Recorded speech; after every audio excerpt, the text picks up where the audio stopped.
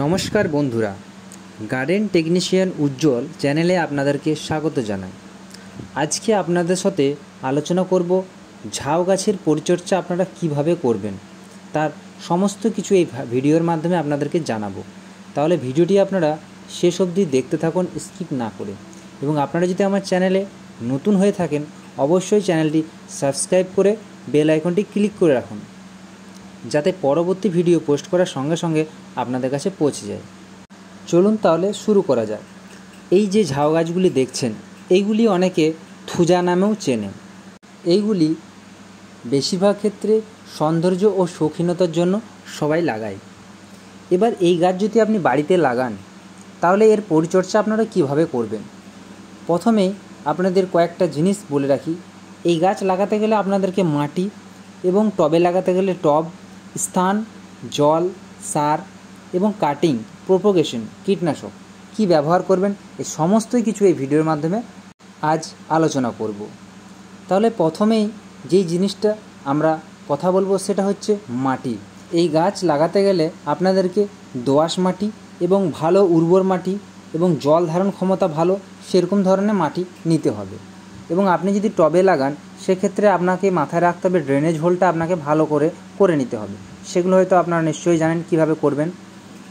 আপনাকে 60 ভাগ garden soil নিয়ে নিতে হবে এবং 30 ভাগ নিয়ে নিতে হবে গোবর সার, শুকনো গোবর সার বা পাতা পচা সার, এবং 10 ভাগ আপনাকে বালি নিয়ে নিতে হবে। এগুলো সব মিক্স করে আপনি এই গাছ লাগাতে পারেন।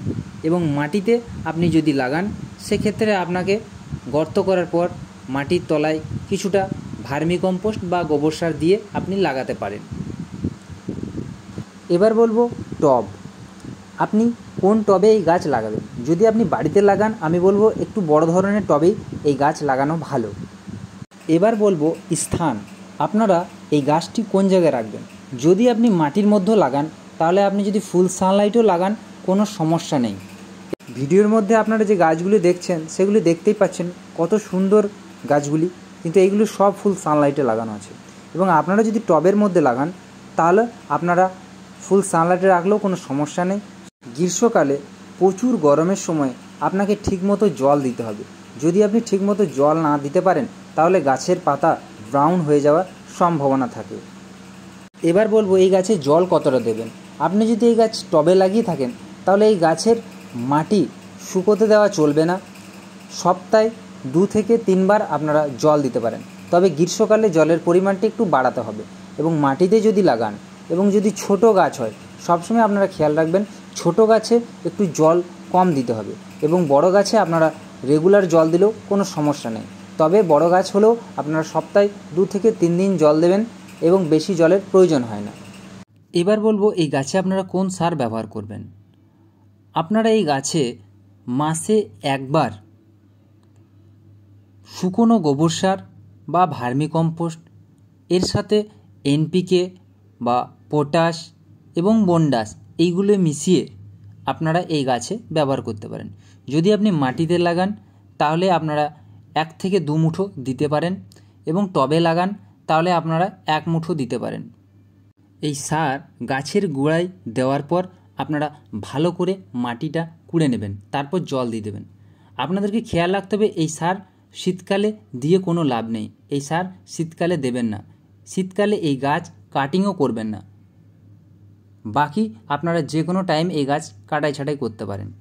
শীতকালে এই গাছ কাটাই ছাঁটাই করলে গাছের ডগাগুলো ব্রাউন হয়ে যায়, তাই শীতকালে এই গাছ কাটাই ছাঁটাই করা যাবে না। যারা সৌন্দর্যের জন্য এই গাছ লাগায়, তারা শীতকাল বাদ দিয়ে 1 থেকে 2 মাস পরপরই এই গাছ কাটাই ছাঁটাই করতে হয়। এই যে ডিজাইনগুলি আপনারা দেখতেই পাচ্ছেন, এইগুলো ঠিক এইরকম রাখতে গেলে আপনাকে 1 থেকে 2 মাস পরপরই কাটাই ছাঁটাই করতে হয়। এই গাছের ওপর ডাইরেক্ট পাইপ দিয়ে জল দিলে এই গাছের পাতাগুলো সাইড দিয়ে নুয়ে যায়, সেই নিয়ে চিন্তার কোনো বিষয় নেই। এই গাছ হালকাভাবে আপনাকে জল দিতে হবে, এবং আবার রোদ পেলে এই গাছ আবার যেমনকার তেমন হয়ে যায়। এবার বলবো এই গাছ কাটিং। এই গাছে এক ধরনের বীজ হয় সবুজ সবুজ। এই বীজগুলি যখন শুকিয়ে যাবে, তখন আপনারা এগুলি সংগ্রহ করে রেখে ভিজে মাটিতে যদি পুঁতে দেন, তাহলে সেই গাছ থেকেও আপনারা নতুন চারা তৈরি করতে পারবেন। বা এই গাছের নিচের দিকের অংশের ডালগুলি আপনারা যদি কাটিং পাউডার বা হরমোন লাগিয়ে মাটিতে পুঁতে দেন, খুব সহজেই নতুন চারা তৈরি হয়ে যাবে। এই কাজগুলি আপনাদেরকে বর্ষাকালে করতে হবে। এই সময় এই কাজগুলি ভালো হয় এবং নতুন চারা তৈরি করা খুব সহজ হয়। এবার বলবো এই গাছে স্প্রে কীটনাশক। প্রথমেই বলে রাখি, এই গাছে সেরকম কোনো রোগ হয় না, তবে এই গাছের গোড়ায় যদি বেশি জল জমে যায় তাহলে পাতা ব্রাউন হয়ে যায় এবং এই গাছ হালকা রোদ আসে ঠিক ছায়া জায়গাতেও এই গাছ খুব ভালো হয়। তবে যদি একদম ছায়া থাকে তবে সেখানে খুব স্লো গাছটি বড় হবে। এবং বাড়ির বেলকনিতে যদি আপনারা রাখেন, এই গাছ যদি আলোর অভাব হয় তাহলে এই গাছের চেহারা খারাপ হয়ে যায় এবং পাতাগুলো ঝরে ঝরে পড়ে যায়। সেই সময় আপনাকে এই গাছ রোদে রাখতে হবে এবং ভালোভাবে জল দিতে হবে। এই গাছে স্প্রে বলতে নিম অয়েল এবং ফাঙ্গিসাইড এই দুটি আপনারা স্প্রে করতে পারেন লিটারে 2 ml করে। ভিডিওটি তাহলে এখানেই শেষ করছি। আপনাদের যদি ভিডিওটি ভালো লেগে থাকে অবশ্যই একটা লাইক এবং কমেন্ট করবেন এবং আরও কিছু যদি জানার থাকে অবশ্যই আপনারা কমেন্ট বক্সে জানাবেন। নেক্সট ভিডিওতে আমি আপনাদেরকে জানাবো এই গাছগুলো আমরা কাটিং করি কিভাবে এবং নতুন ডিজাইন কিভাবে তৈরি করি।